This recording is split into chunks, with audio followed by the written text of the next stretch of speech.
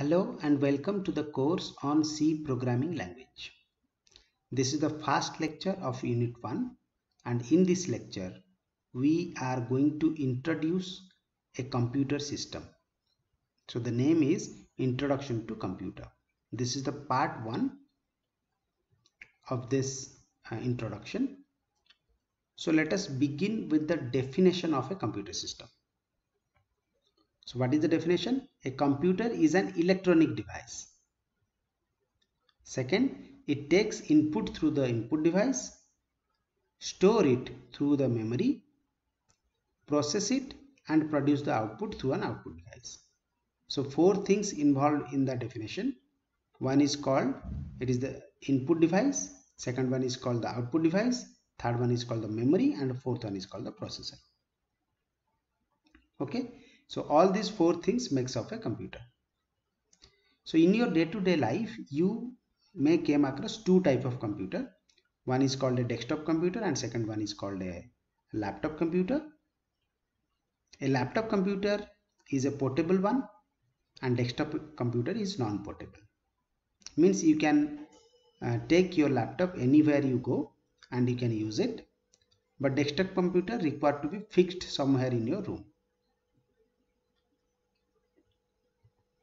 These are the characteristics of a computer system which will differentiate a computer with other electronic devices which have some processing capability. Those characteristics, the first two characteristics, that is your speed and accuracy. The speed of the computer system is always more than or quite more than any human being, and computer always produce accurate result. It never produce wrong result until and unless the man who is using that computer made a mistake. If the man who is using that computer has provided all the data correctly, the computer never produces a wrong output. The third characteristics will be automatic.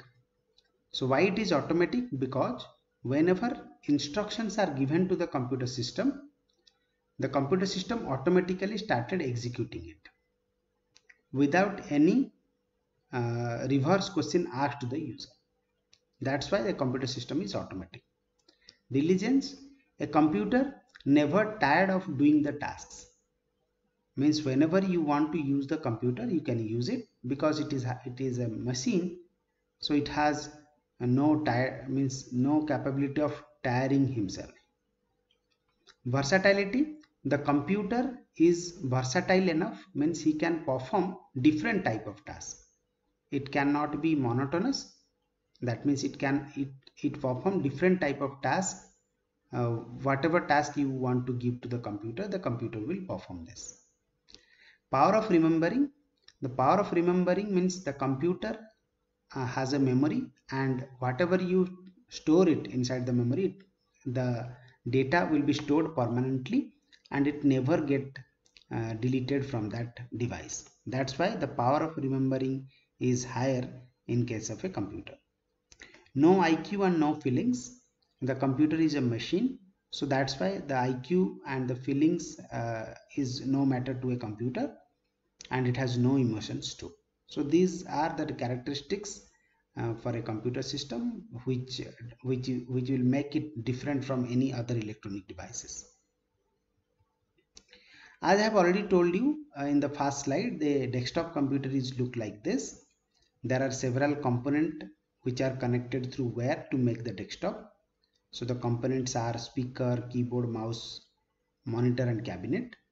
I have given the name cabinet over here because there are several other components are present inside this cabinet. When you open a cabinet in your desktop computer, you can see these devices present inside the cabinet. First of all, there will be a motherboard and all the connections of other devices which are present inside the cabinet will be connected through this motherboard through some serial ports, or we can say wires. Okay, so this is the motherboard.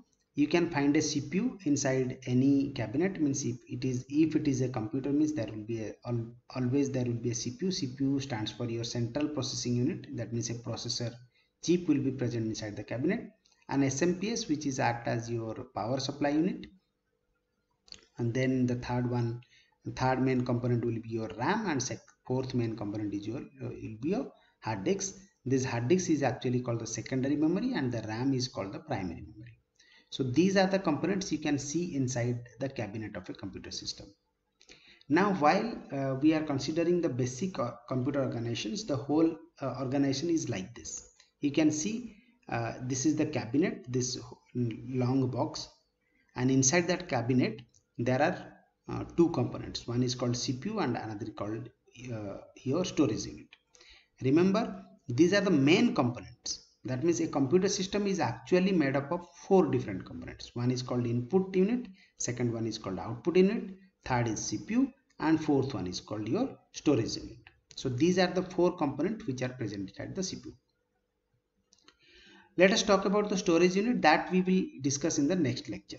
Okay, so so the entire thing we will discuss in the next lecture, but for the time being you just remember that this is a storage unit where everything is get stored either permanently or non-permanently, or we can say it is volatile maybe. Okay, so this is the input device. Input device takes the input from the user.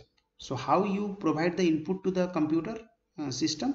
It will be through different devices which are connected to your computer system. Like this is a webcam, this is the scanner, mouse, keyboard or joystick. Through these devices you have to provide some input to the computer system.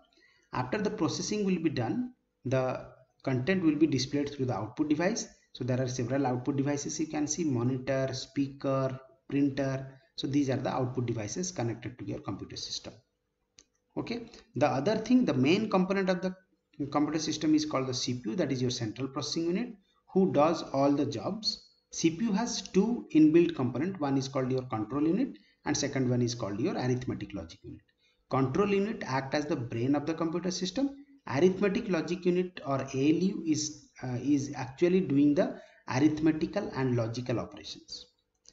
Control unit decide which data to be stored, where to be stored, how is to be stored, and how the output to be displayed. Everything will be decided by the control unit. Okay, this is how the computer organization or the basic computer organization works. That's all for the today's class. Thank you.